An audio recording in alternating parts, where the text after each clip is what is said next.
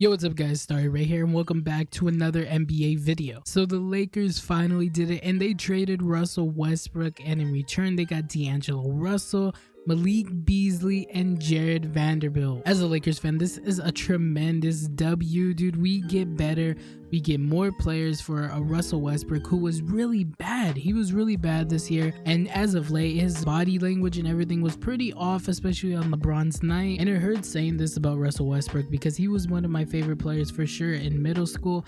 Man, Russell Westbrook was him. I was really a fan of him, and you know, especially those OKC days. But then even later on when he went to the Rockets and even when he went to the Wizards, he was still really good. And yeah, it just kind of sucks that Russell Westbrook's career had a really, well, maybe not career, but his tenure with the Lakers was just awful. It was really awful.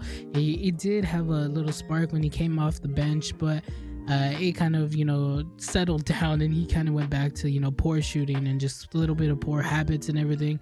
So yeah, it really does suck that Russell Westbrook is, you know, had a bad year with us again and he had to get traded, and it sucks that he had to, you know, go out on an awful note. However, the Lakers do get a tremendous W with this trade.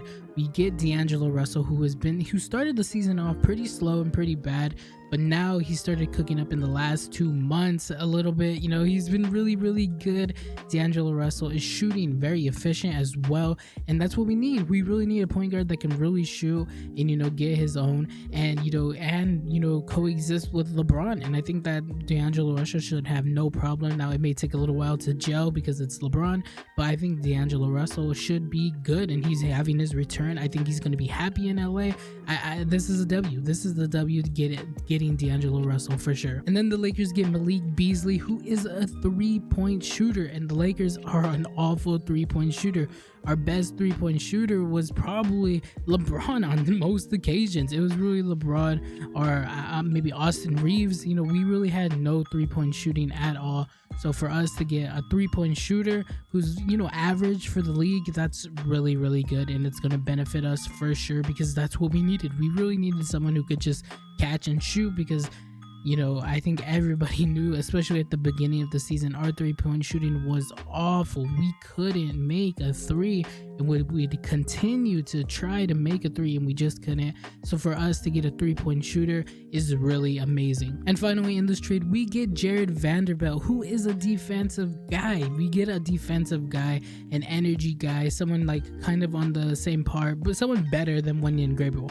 You know, he's kind of there, you know, think of that type of realm of Wenyen Gabriel type of player who's like energy and defense. That's kind of Jared Vanderbilt, but a lot better, obviously. So tremendous W as well. So all we had to really give up was Russell Westbrook, Juan Toscano-Anderson, who lost rotation for us, and we gave up a 2027 first round pick that is 1 through 4 protected, and if it does become 1 through 4 or anything, it becomes a 2027 second round. So the Lakers are really good in this, you know, trade. We got better. We really did get better. Now obviously I don't want to go any crazy and say that the Lakers are going to be in the playoffs or anything, but you know, we can, this is like a step to right in the direction where I was saying yesterday, if you watched my LeBron video where they lost against OKC, I said that we don't even deserve the right to talk about the play-in, the playoffs, when we're not even in the play-in, and now we're going to be a potential team that can make it into the play-in and maybe even make it into the playoffs with, you know, these type of moves that we're making. And the trade deadline isn't over. Who knows, we still have the 2029 pick, so maybe that can turn into something else, who knows.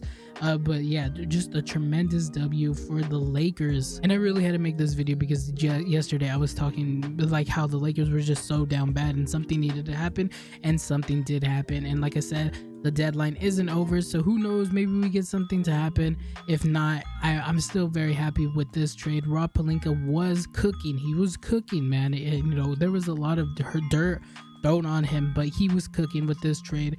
And you know, we couldn't get Kyrie, we didn't get Buddy Hield and everything, but you know, what we got for, you know, getting rid of Russell Westbrook, we didn't give up much. You know, even with the, you know, the first round pick that is protected, man, we didn't give up a lot. Juan Toscano-Anderson doesn't play for us. Russell Westbrook, who has a humongous contract, but you know, he's also a liability as well. Turnovers, just bad shots, you know. Yeah, it's a good trade for everything that we got back as the Lakers, and I can't wait to see what the Lakers do in the coming months. And I'll talk about the Timberwolves a little bit because the Mike Conley, getting Mike Conley for D'Angelo Russell, you know, just that trade and everything is a little weird, I would say, because like I said, D'Angelo Russell was playing really, really good.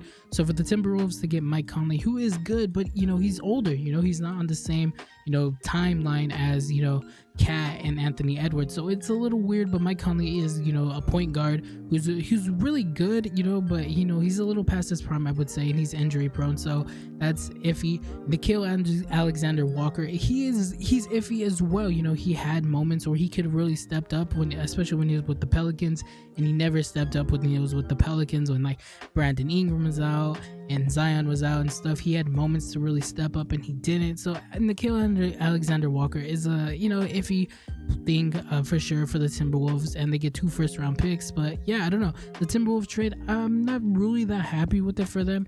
And for the Jazz, they're continuing to, you know, get the picks and get the rebuild, and yeah, I think the Jazz are in a really good spot, especially with their young core. So I mean, yeah, this was a pretty good trade for the Lakers and the Jazz, and the Timberwolves are kind of iffy. Anyways, that's gonna be it for this video. Make sure you leave a comment and tell me how you feel about the Lakers and what they're doing, and if you think they're gonna be in the playoff or the play-in, let me know in the comments. Anyways, thanks for watching. I hope to see you in the next one. Goodbye.